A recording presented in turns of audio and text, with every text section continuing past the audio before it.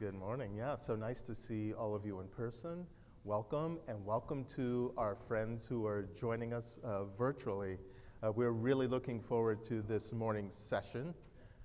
I'm Edward Lewis, President and CEO at Caramoor Center for Music and the Arts in Katona, New York. It's about an hour north of New York City.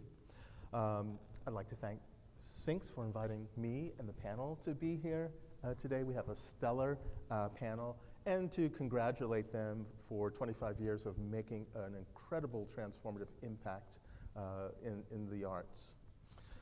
Today, we're going to have a conversation about how innovation and its activation can lead to short-term and long-term systemic change and impact. More specifically, how do we, through the lenses of the orchestra executive, the presenter, the academic leader, envision a more vibrant and diverse future for our field? We'll have a conversation about what that looks like now and beyond. We'll begin with brief introductory remarks from the panel to help frame the conversation, followed by a deep dive into the topic, conversation about what we've shared, questions from the audience, and a quick wrap-up.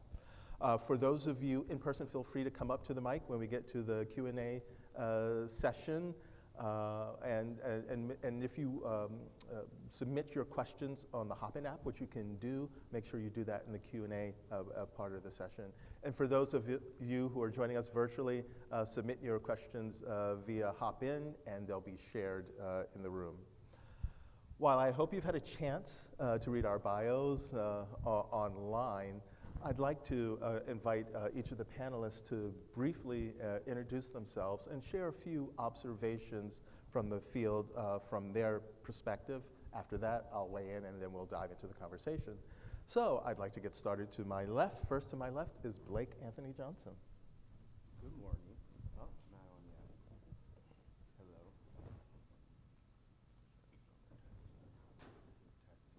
Let's see. Yeah. Hello, Teamwork. hello. Oh, good morning. I'm Southern, so good morning. Yeah, good morning. Thank you so much. Yeah. Okay, my name's Blake Anthony. It's just a fun day.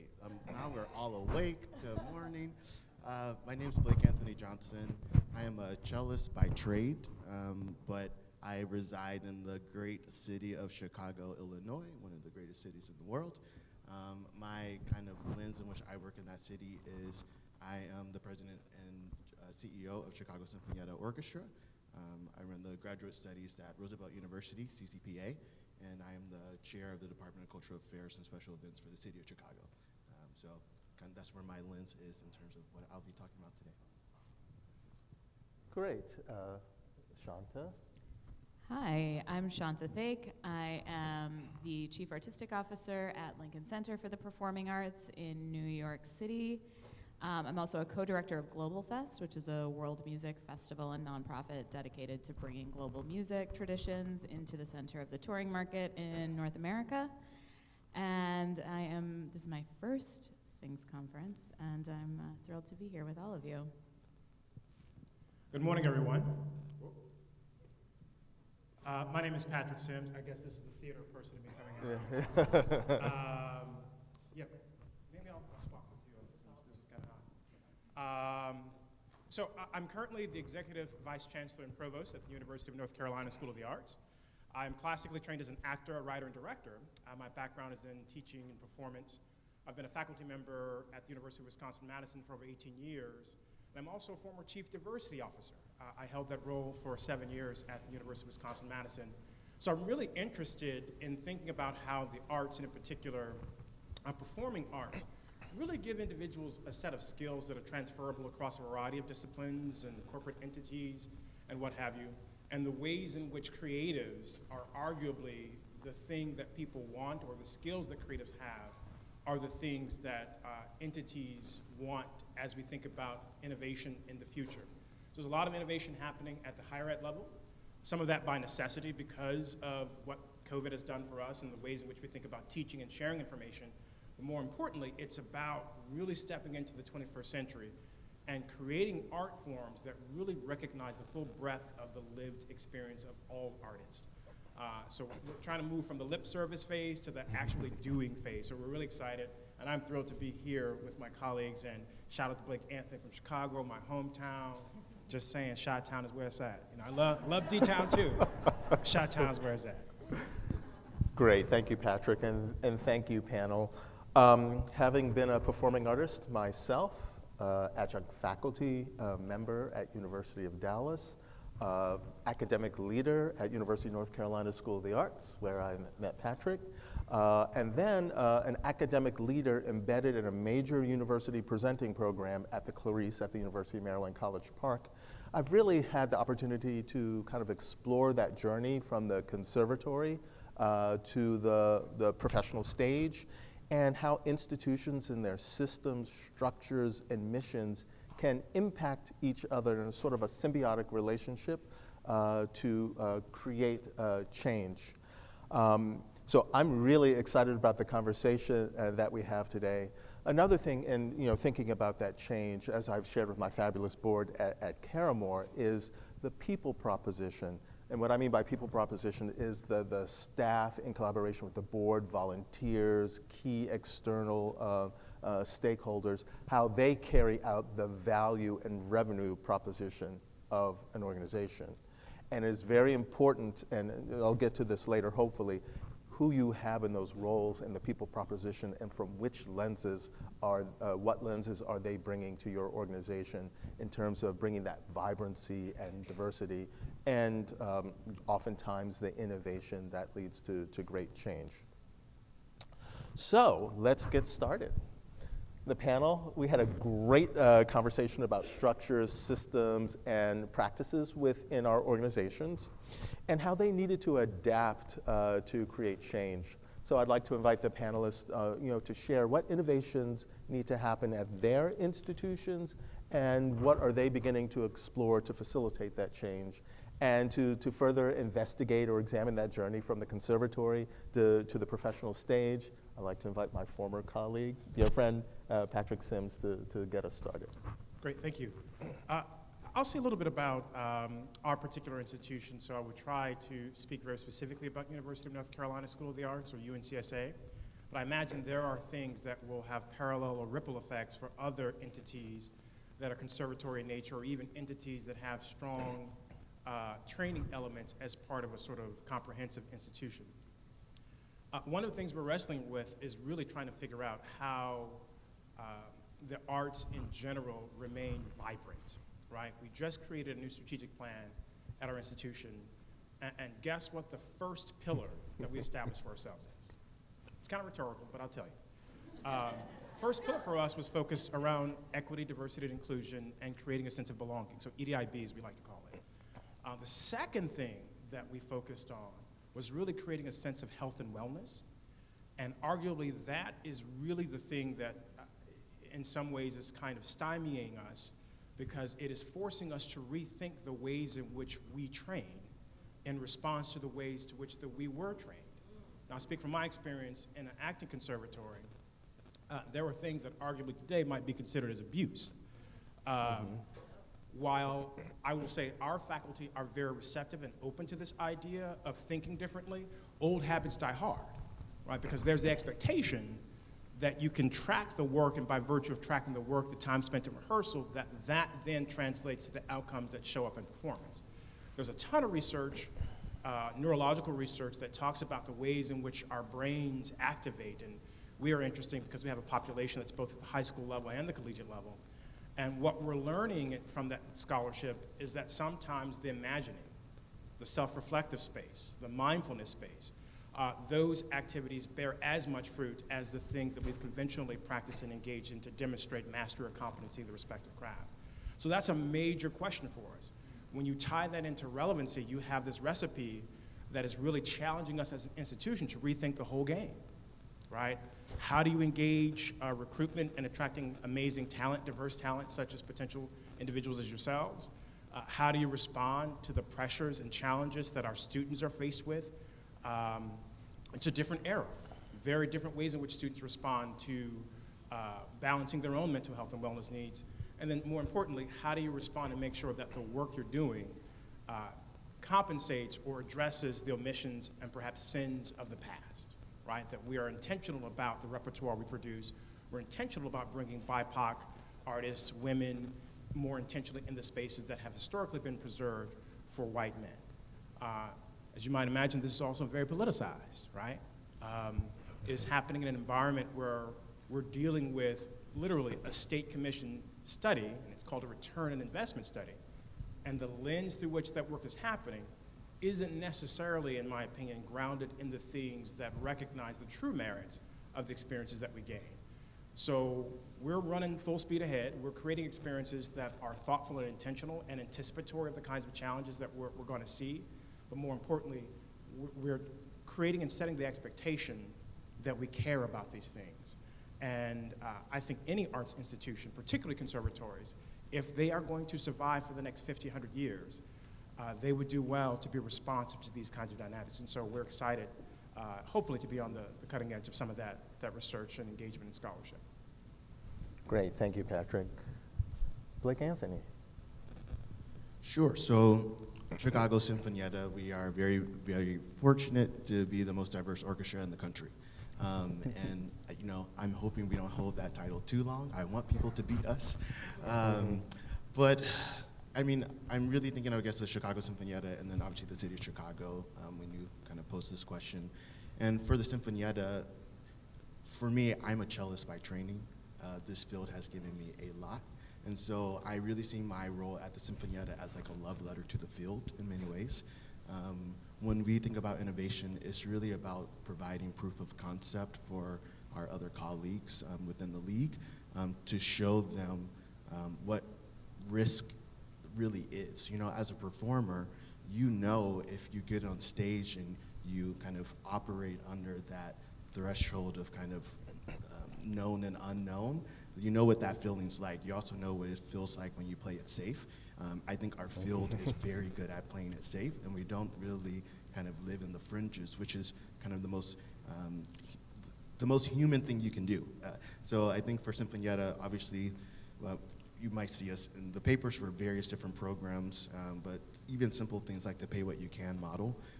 You know, that is not necessarily a new idea, but it's a very new idea in terms of our field. And I try to remind people all the time, in 2020, when we kind of unveiled this plan, I was laughed at on an hourly basis. And I really had to go on a tour to make like a business case for it, this idea of, you know, we have implicit but also explicit duties as art institutions. And I'll remember very well during the pandemic, I had a lot of orchestra managers call me during George Floyd, and they're like, we don't know what to do, we don't know who to listen to, and you know, why do people putting so much pressure on us? Like, we're just an orchestra, we only talk to 3% of the population. And I, you know, after like the 5th or 6th call, you know, I tried to remind people, you know, the idea that they are kind of coming to us for answers actually tells you a lot about what people think of us.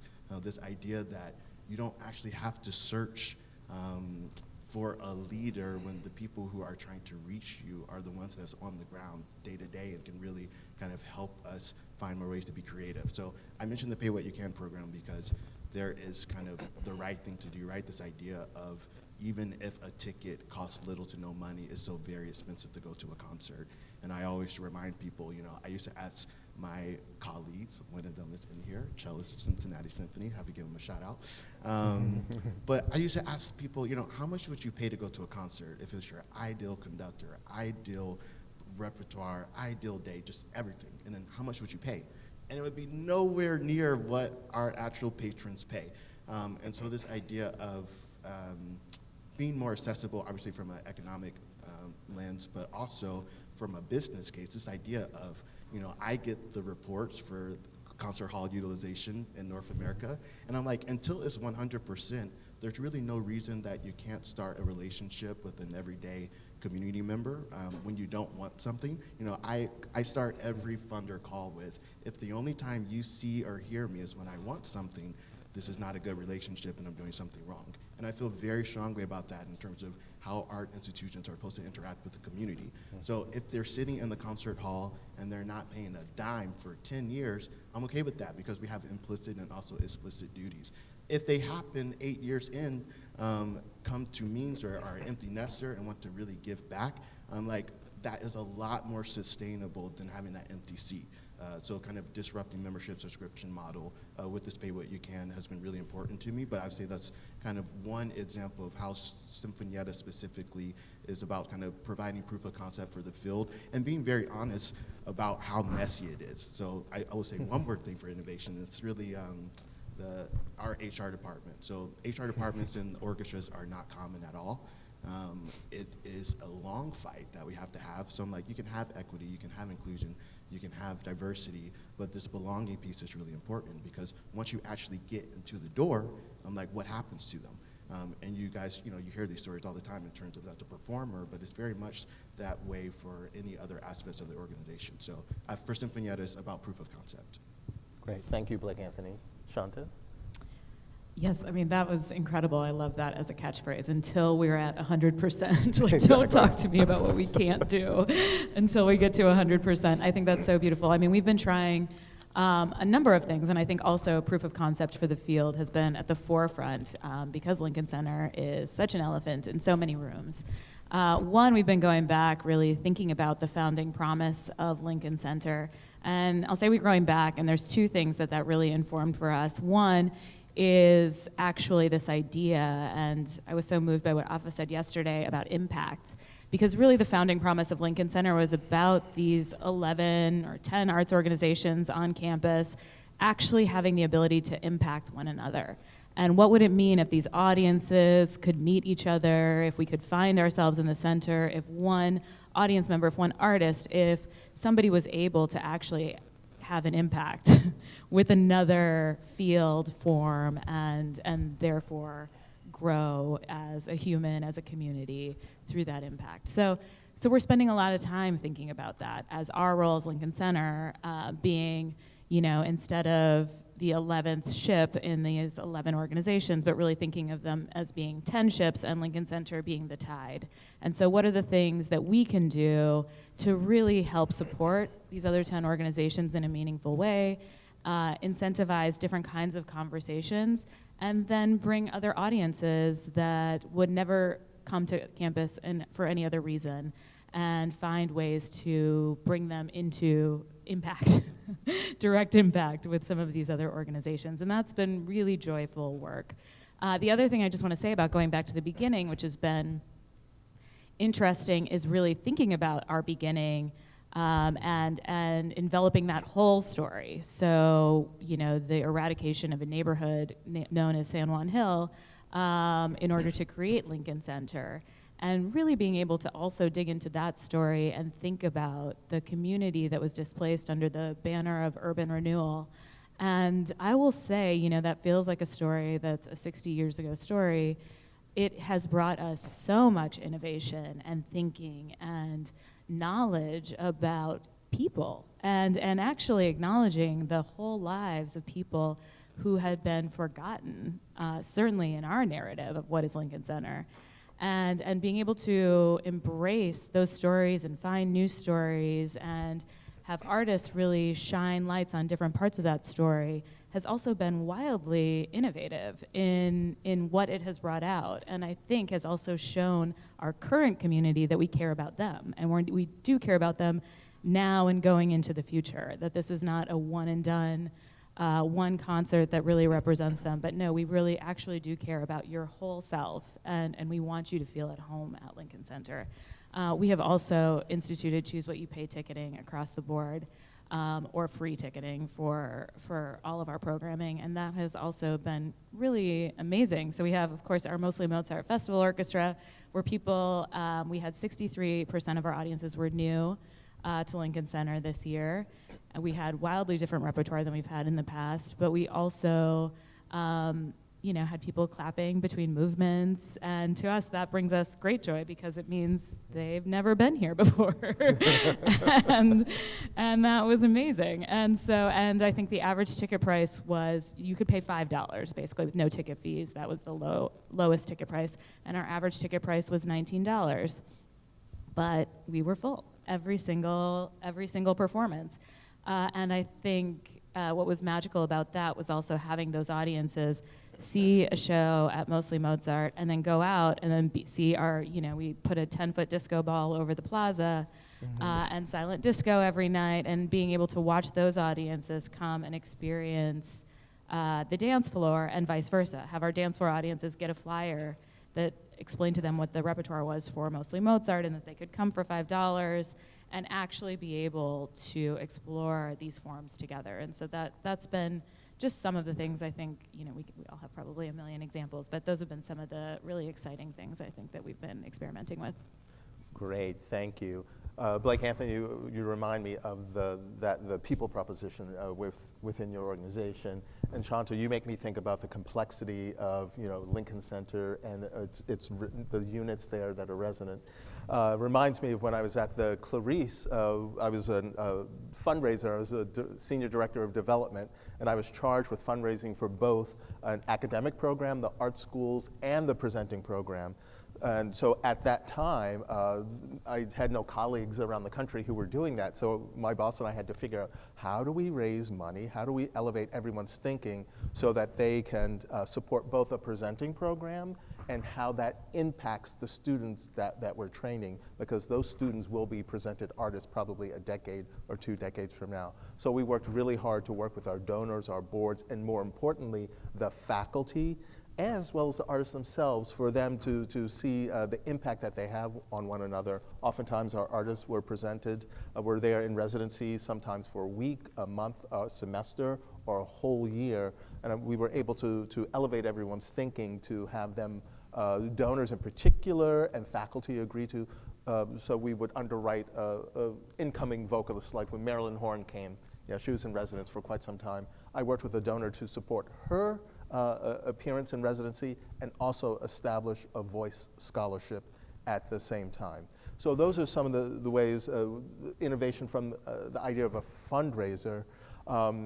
And now I want to kind of talk a little bit about barriers, because we talked about some barriers to some of the innovation there, and I'll get that conversation started. So when I got to Caramoor, of those of you who don't know Caramoor, Caramoor is actually this summer will be our 78th summer season. So they've been in operation since 1946, a presenting program, a very venerable institution that has been seen as, externally as privileged and exclusive.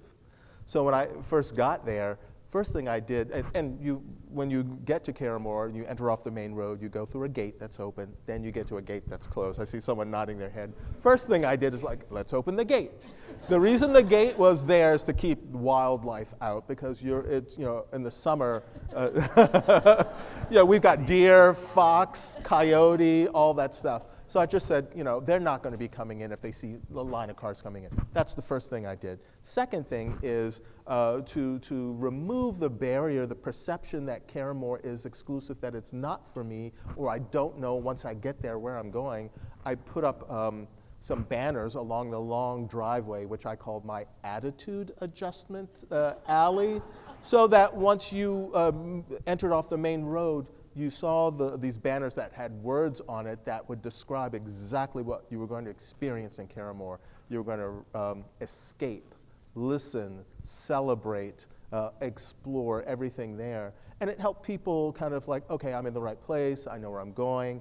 So those are just some barriers there to attendance. Another thing that we did as we were going through our strategic planning process, we did a huge survey and found that from our ticket buyers and people in the region who were not ticket buyers, they were interested in learning about cultures other than their own. While Caramoor has done some community engagement in the past, I would say it probably wasn't as deliberate or intentional or really engaging as it should have been. And so we've established for the past 2 summers, I've only been there not quite 2 years yet, an annual Dia de los Muertos event, and it was amazing to really work with the community that we wanted to seek to serve, that we said we wanted to serve. That was we wanted to create a culturally specific event that reflected the larger community in Westchester County. The Latinx community is growing in Westchester County, and so we created this, incredible event, and we worked with some really. I wanted to stay focused on some clear community partners. One of those is In Tempo, which is led by a Sphinx alumna, Angie Durrell, and we had them come and perform. It's a community school for young students, mostly South American Latinx students. This year, we put them on the main stage. And here is an example of the value, the people proposition and the lens that you need to have. At first, we weren't going to put them on the main stage, and I asked why, and the technical director said, oh, because we've got some technical issues. We can't do the changeover fast enough. I said, put a different lens on. What would it mean for these young students to be on the main stage in front of their parents, grandparents, and the 1,400 people out there? So we made that happen, and we realized, the tech problem wasn't really that much of an issue, but the benefit was incredible, not only to Caramoor, but to In Tempo and the audiences. And just, we've been tracking attendance at our free community events, and we've only been doing them since, a year and a half since I've been there. And what we're finding is slowly people are coming for the free events and then purchasing tickets. That's not the point. The point is to be a good neighbor, a good member of the community, but we're beginning to see that traction there. So let's talk about some other barriers that we have. Who wants to take that next? Shanta, yours. One of the things during COVID that became really clear to me, just personally, was that actually, although I thought of myself as a curatorial expert, what I actually have the most expertise in is being an audience member. And thinking about my own experience moving through space, and that that's kind of a double-edged sword in that, one, most of the people that come to our shows, this is really like their one show they're coming to this year, or maybe two. And I'm going to 4 shows a week, so I have a lot of different experiences going to a lot of different places. And I can bring that to the work, but I also have to think about what is somebody's only experience with Lincoln Center going to be like, and how can I make sure that it's not their last, that it does feel like from every step of the journey, somebody is there with them explaining what this is going to be like, and that once they arrive, we don't cause active harm to them and to their art experience going forward. That is, we have to try to get out of the way of that. So I think there's something that I found that now I find some comfort in this idea that every time I'm at a show, I can learn so much about my own experience and put that on how we create those paths, and I think there are multiple. I'll just talk briefly about the barriers internally, because I think there is an idea that some of these systems that we work within, although maybe they're big and bad, or they've been around, for so long, and they may be rooted in the wrong things, that they're more efficient, or that they're the right systems, and we just have to figure out how to get our information into these systems in a new way, or new people into the systems. And this is not sexy at all, but I will just say that I think, a tool of white supremacy is the lack of a database, and a shared database.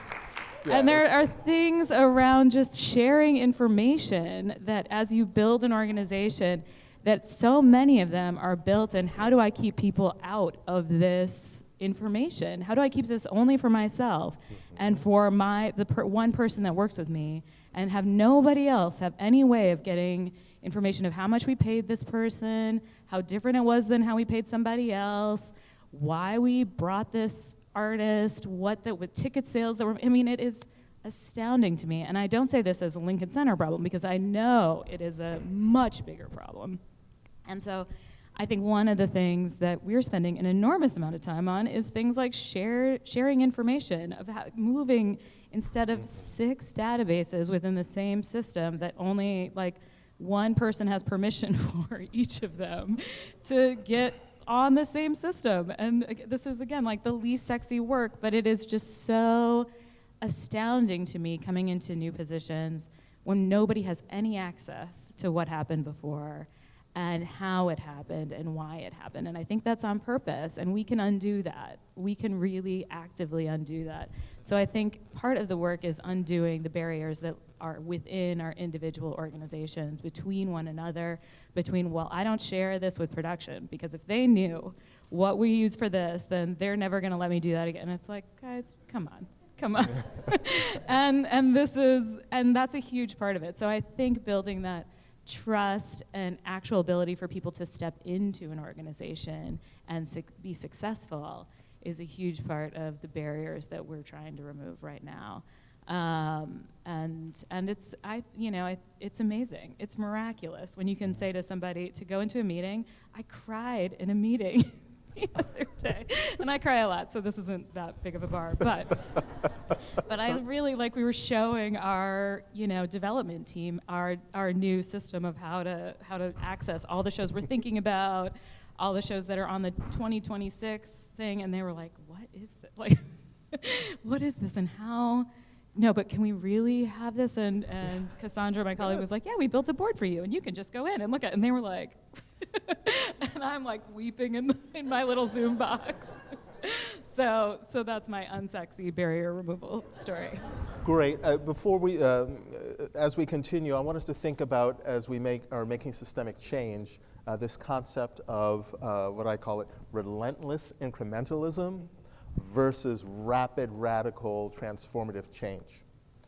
So how can both exist at the same time to move, to make change, great change? And I will start with Provost Sims. I feel you on the sharing information challenge that you're experiencing. Mm-hmm. If I think about the relentless incrementalism, we all know higher ed, it is inertia personified or embodied, right? The idea that this thing is intentionally designed to move as slow as possible, right? And being at a public institution, we have additional challenges, right? Because we have state legislatures who take a very different opinion of what the life cycle is of a faculty member. They view it as cushy.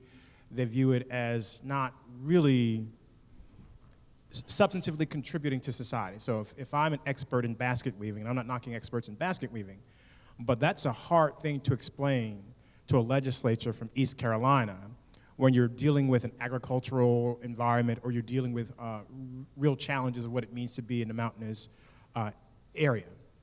But I think when we shift the lens and pull it back a little bit to education in general, I think our biggest challenge is trying to put the arts back in the K-12 space, right? So you have to build the pipeline or the talent pool or the pathway for individuals who have historically been on the margins to actually see themselves being able to have access and view what you do as a profession as possible and achievable for them as well. If you don't have representation, if you don't have ways in which they can see themselves thrive, then you're not gonna get the kind of outcomes that you look for. And so you end up, when you're in this like space, a crisis happens, it's like, oh, what are we gonna do? Who do we turn to? You call the one brother, the one person that you know that kind of fits that profile, as though they can speak intelligently about all aspects of that marginalized community that they represent. So it's trying to unpack those pieces and begin with what arguably is the first step that, from a long-term perspective, gets you closer to that outcome. So I like to reverse engineer things, so I think about what is a target environment for us where 50% of our student population are BIPOC individuals, or individuals who identify or come from what have historically been termed marginalized communities. Our LGBTQ+, our Muslim colleagues, our BIPOC artists, How do you create a space where they see themselves truly belonging in that environment? And then from there, you peel back the onion a little bit and think about, well, what type of content? And then from there, you think about, well, who's delivering that content? And then from there, you think about who's supporting the delivery of that content. And then from there, you think about how do they have access to even think that this is possible for them. And then from there, you think about, those next steps. And so, a lot of research tells you that you got to start that work in third grade, right? Sadly, our institutions, our country, I should say, not our academic institutions, but our country, as a nation, we build prisons based on third grade reading scores, right? So if the pathway is established at that point for how we're going to treat you when you become an adult in society, then the same is true that we got to begin from that point to think about how we're going to treat them to be engaged in society. And it's even bigger lift to think about how we're going to have them be engaged in the arts in society. I'm a big believer that while not everyone is going to be the virtuoso that we train, I'm all about access and exposure. I wouldn't be in my seat if someone did give me access and did give me that exposure. I have to be good at what I ended up doing as a professional actor-performer, but I wouldn't have tried it if no one said, hey, I think you could do this. But when we think about that access and exposure, the other part is true that for folks who may not pursue the path, it's not because typically the assumption is that they can't do it or they weren't good enough. Sometimes it's because they're too smart or they're too good or they get bored with the enterprise and want to move on to something else. And so the environment, the educational space, isn't as conducive and responsive to that kind of energy and talent. So then they take those skills and they go off and make their own thing. They innovate. So the challenge is how do you create those spaces to support that innovation and realize that while someone may be a classically trained pianist and they may not be a professional concert pianist, but that's your future patron. That's the person who's going to be the doctor or the lawyer or whatever making that six-figure salary that has disposable income that will go not once but twice but 3 or 4 times to support that craft. And because they've had that lived experience, they know firsthand what it takes to make that happen. That, to me, is more of a subversive strategy to get more of those folks in the mix to support the work that happens with really the truly exceptional individuals who often rise to the top and go on. They're going to do amazing things regardless. So how you support that space at the very top and how you support the space in the middle and how you support the individuals that are just coming up along the way, like that's the barrier and arguably, I think, the opportunity. Thank you, Patrick. Blake Anthony, to be thinking about this topic, yes. Yeah, and so barriers, we love barriers. Especially in the context of relentless incrementalism or rapid transformation change. I was telling someone yesterday, I canceled a trip during the holidays and stayed in Chicago, and it was the most bizarre way to spend Christmas because my face was plastered on the front page of the newspaper at Chicago of the Year, and I thought, how the heck is this happening? And I constantly kind of refer back to this kind of relentless incrementalism, and the idea of, it's funny, I really don't have nearly as much power as people think I do. I remind them all the time. I'm like, I do, in terms of what I can decide, is very little. At minimum, I need probably 50 people to also agree with me to get anything done, like minimum. Yeah. On the city, it's more like a few thousand that I have to do art surveys and talk bats and site visits. So I try to remind people of that, and just the reality of, especially in terms of this lens of, again, for Sinfonietta, but I know this is very important for Sphinx, this idea of like, how can we move our field further? Anything that I can do in kind of one swoop of a pen can probably be undone by a swoop of a pen.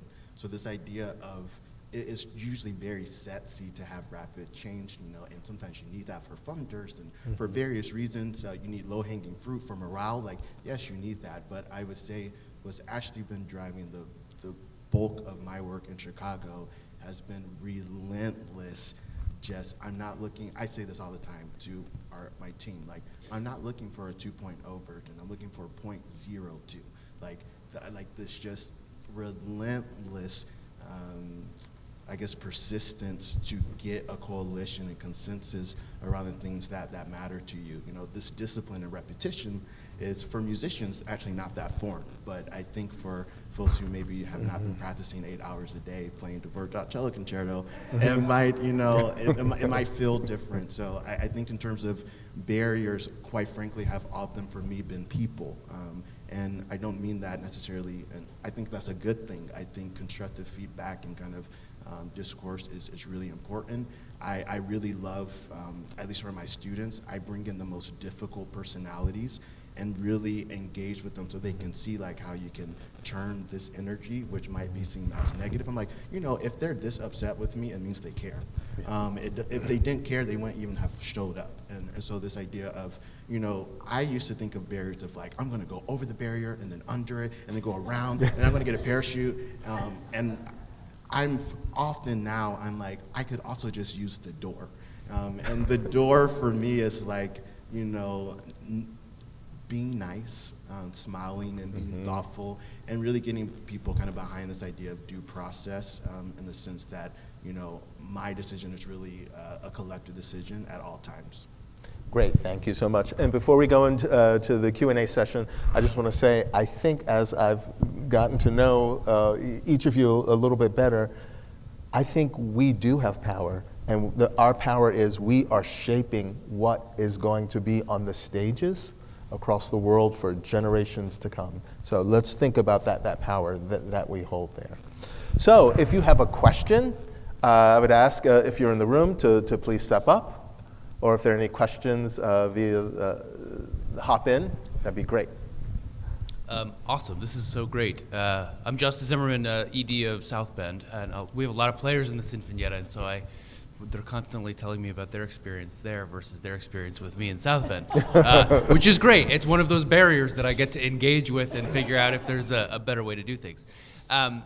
So in the title of this program, I think there was like engage, impact, change, 10, 25, 50, or whatever, however many years out.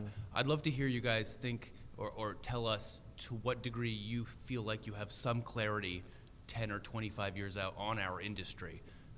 And maybe where the incremental change is going to lead in 10 years, because it could be pretty radical incremental change over 10 years. And I'd just love to think about the future on that. So thank you all.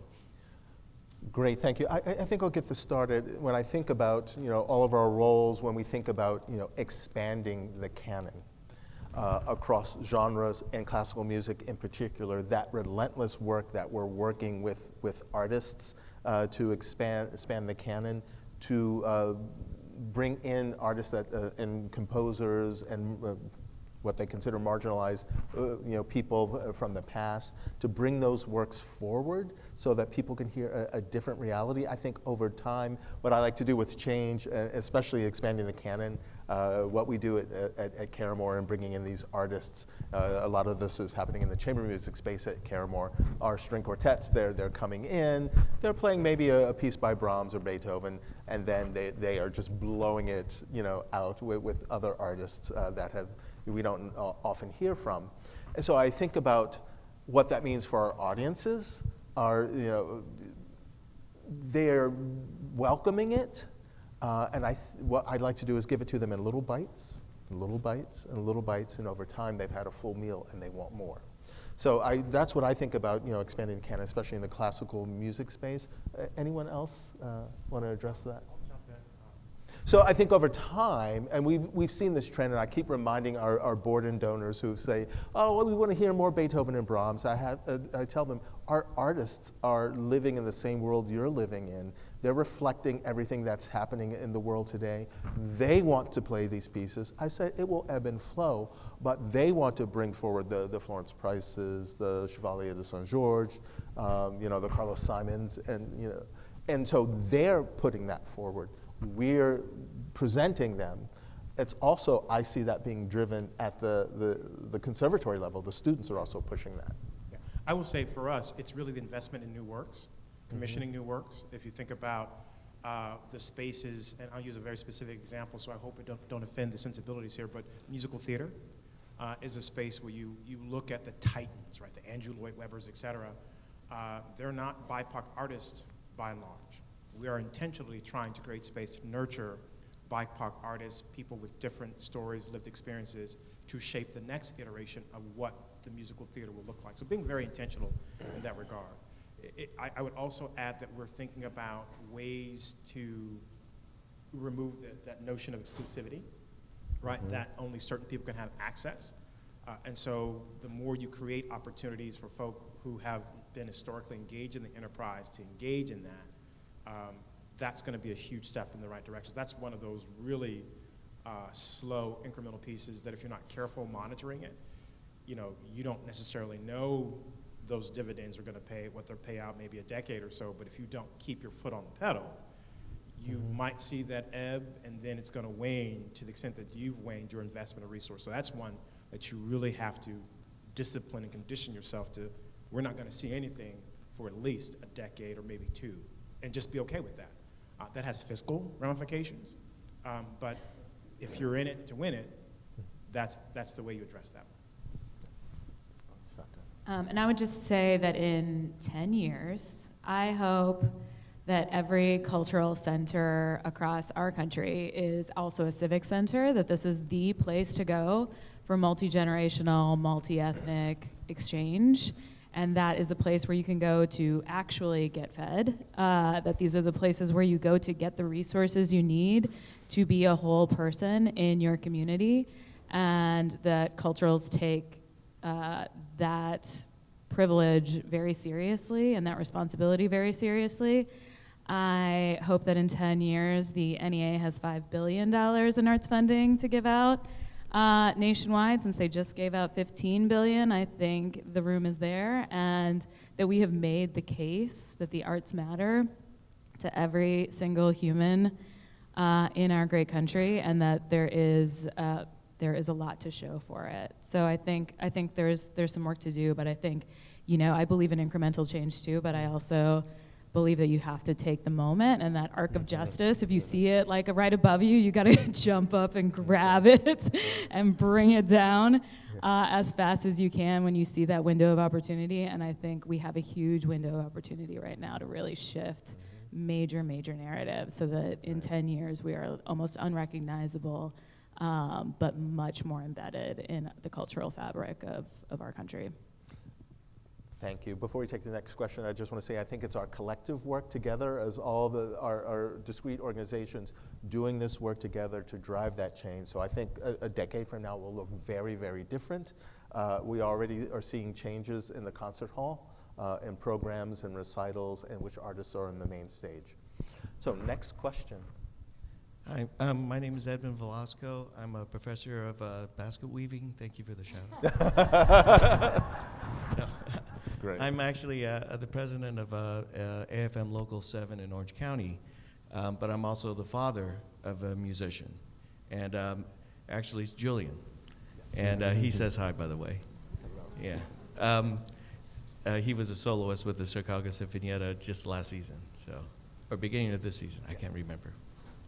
Anyway, I do have a question for all of you. I know that you guys talked about the different ticket, pay what you can. I know I hear a lot from our employer partners that subscriptions are way down, but single ticket sales are up. And do you guys have anything other programs that you have to try to either hook in subscriptions or really boost the single ticket sales? I'm going to answer that question, but I'm also going to just plug something really quickly.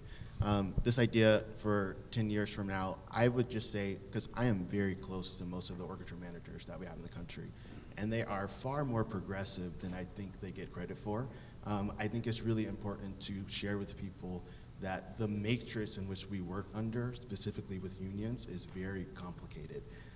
And the bodies that we work with, the stakeholders, have very different tenures. So, music directors come and go, CEOs come and go, musicians are there for a very, very long time, and they are obviously one of the most critical voices that you need to move. The reason why I say this is because one of the classes that I teach at Roosevelt really talks about the history of how unions were built, because Chicago is home of unions. And I think it's important that people understand what mutual aid societies are and how we got to the National League of Musicians, why we had all of these different subsidiaries in terms of why was there a Negro Association, why was there a Jewish one? And then when you look at how the AFM was created, whether it be AFL or the Knights of Labor, I think it's important to look at how the unions were created, because they are such an important part in terms of if our field will make it in 10 years. And so I would be remiss if I did not say that. In terms of subscription sales, I will say there's some really interesting programs, like I know LA Phil is doing this, I know Louisiana is doing this as well. This idea of the old days in which we give our announcement, season announcement in February, March, and we just say, these are our 200 concerts and our 800 performers. It's kind of done because it kind of gets swooped up in one news cycle, then it's gone. You'll see a lot of institutions do things like basically release things in quarters or blocks. This idea of we know that we kind of provide too much information too soon. So actually even how we communicate the season has changed dramatically.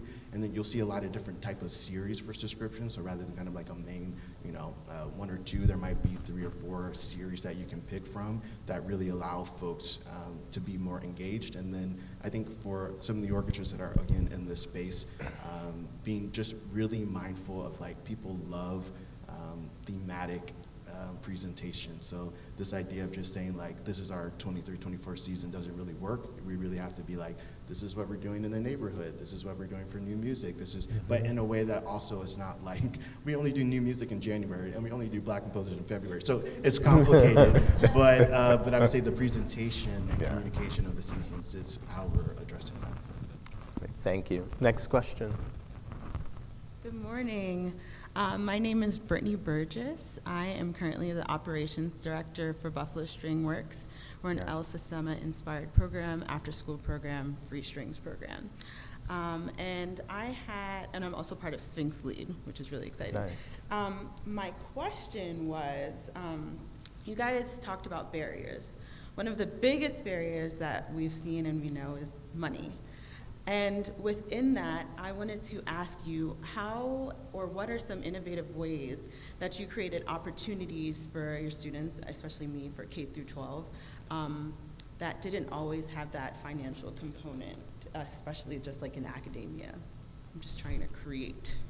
Patrick?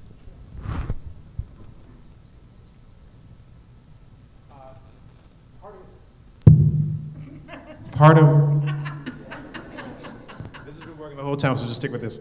Part of the thing that we've been able to do at University of North Carolina School of the Arts is we're able to tap into a really rich tradition of philanthropy that supports the community. So I would say, while money is tight and you don't want to shortchange the artist, because that's something that ends up happening, we kind of give it away for free.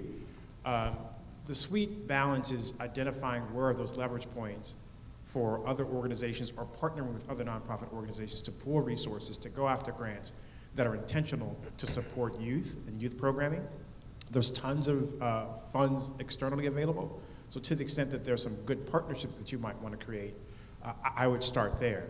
The other part of this is just bringing the students in, getting them an opportunity to visit, walk the halls, engage with the faculty, tap into those individuals who have the expertise, because my experience has been, while we're all running super fast, on the sort of hamster wheel, when people actually get a chance to see, oh my God, this kid just picked this up for the first time, and they're playing it, and they kind of like have some potential, you'll find that there are others with the right context who may be willing to step forward and help think about how we solve that conundrum of the resource. So it's a kind of a chicken and an egg situation, but I think if the interest is there, people see that interest, that will typically create the pathway for other individuals who will say, you know what, let me support this. Because even if it's just $5, right? If everybody just tipped in $5, I don't know how many folks you have, maybe you got 2, so that's $10, that's a cup of coffee. But if you have enough partnerships across the board, that then I think give you some leverage to try and gain additional insights on how you go about securing further resources. Great. Thank you. Next question. Hi, my name is Jane Lindemood. I am the orchestra teacher at Dodge City High School in Dodge City, Kansas. You, Mr. Sims, had mentioned the importance of elementary and high school programs, and I have good news and bad news for you. The good news is that programs are growing. The bad news is because of the cuts in the 70s, 80s, and 90s, we can't staff them. The dearth of music and arts teachers available is just simply not there in many schools. And so a request of anyone that's working at the post-secondary level, as you're doing outreach to high schools, don't just talk to the teachers, talk to the school counselors. We recently did an analysis of where we're losing kids in the orchestra program. We had 80 to 90% retention up until 11th grade. 11th to 12th grade, we dropped to 50% retention because counselors are talking kids out of orchestra and into AP this, AP that, go take some college classes, early admission. That's where we're losing our kids, is that final step. So please don't just reach out to the teachers, reach out to the counselors who are talking to these kiddos. My actual question, primarily for you, Mr. Sims, but all of you, my school is 70% Hispanic, 10% African American, and the rest is a mix of white and other basically new arrivals. In terms of the audience building that you've all talked about, what strategies would you suggest for bringing in parents who either have zero experience with formal music or have a background of really negative experiences with school in general, and the last thing they want to do is go back to a high school, even if their child is performing? Great. Can I suggest you take the other question maybe, and then we can try to answer both Yeah. for the sake of time? You want to ask your question, sir? I have some data that I wanted to talk about because you talked about lack of a database being a tool of white supremacy, so I'm not sure it would be easier for you to answer both at the same time. Well, let me start. I actually think, well, thank you for sharing And if that. we run out of time, that's okay. The last portion of your question, I actually think others may be able to respond to that a little better. But the first part where you talked about trying to engage some of the cutoff that ends up happening in grade 11. I think I mentioned this earlier, there's the return on investment study. So there are hard questions that are being asked about why does anyone want to major in the arts? Right? There's national data that's emerging. We're in the era of big data where people are tracking earning potential for folks who choose careers in the arts. And it's clear that the window of really hitting that level of attainment in terms of having the kind of comfortable lifestyle, salary, et cetera, it's not happening in the time frame that they're doing the analysis. They're doing the analysis within 3 years after they graduate. And this is at the undergrad level. I like to give the analogy that artists are their own industries, they're their own businesses, their own sole proprietorships, LLCs. You wouldn't expect a business to turn that profit, and we know this, until sometime after year 5 or 7. So why would we expect students to have this income to student debt ratio to be so perfect relative to other industries that pay much, much more, like industry or finance and so forth? So one of the things I want to offer to you as you think about how you engage the counselors is let's step into the era of big data and let's do a different set of analyses that talks about what happens when individuals are members of unions or when they're not members of unions. What happens when, to the extent if they shift careers, are they shifting into careers that are fully reliant on the skills they've developed in the arts that are then enabling to have much more lucrative experiences than perhaps they would have had in other spaces. Daniel Peek is a phenomenal author, and he's got a quote that basically says the MFA is the new MBA, right? And if you think about the kind of creative enterprise that we as artists do day in and day out, other industries, corporate entities look to that kind of innovative, out-of-the-box thinking that sets folks up for success. So I'd encourage you to start thinking about some of those pieces, that return on investment, and not be afraid of that data, but to embrace it and use it to tell the story that we know we need to. Great, thank you. We have 1 minute remaining. So just 1 minute, quickly. I'll go quickly, and I want to tie together some things that each one of you said.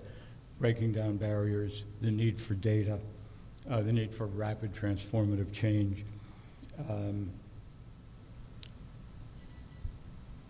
I'm the president of and the executive director of Chamber of Music Cincinnati. By the way, being the president of a small Midwest Chamber Music Society is the least powerful presidency on the planet, Yeah. as nearly as I can tell. But the biggest thing that I see missing in the performing arts, not in every organization, obviously, and you all represent significant organizations which I'm familiar. I'm from Fairfield County, Connecticut originally. Yeah. So, but starting 2 years ago, we made a significant commitment, and it's been a commitment for more than a decade, that we wanted to build 2 new audiences. One was black and brown audiences. We're a 45% black and brown city in Cincinnati. And the second thing was young audiences. So we looked at how Procter & Gamble, which is based in our city, approaches things. We did audience segmentation. And as a result of using business processes, which I think ties into what you just said, I don't think a lot of conservatories, although the ones in New York do a good enough job of training musicians who are going to be entrepreneurs on how to be in the business of music. But over a 4-year period from 2016-17 to 2019-20, we tripled our subscriber base from 100 to more than 300, by all accounts the largest of any, on a percentage basis, in the United States.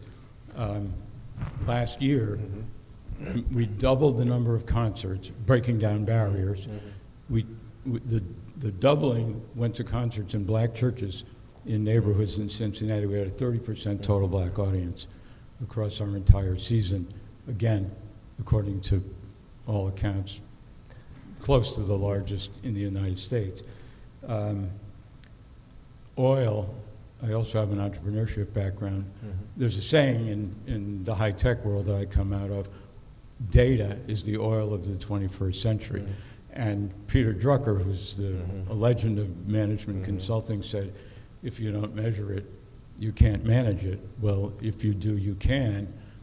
And a pastor of a church I go to said on January 1st, there are no shortcuts to doing this. We're looking at this as a 10-year effort. Exactly. And we're really committed to making it happen. And we know we're going to make mistakes, and we already have. But it's inspiring to listen to what all of you said. Thanks. If you have comments, I'd be happy to have feedback. Thank you so much, John, for doing the work and for the impact that you're making. I also want to thank our panel, Blake Anthony, Shanta, and Patrick, for their insights. Thank you all for joining us today. I hope you enjoy the rest of the conference and be well. Thank you.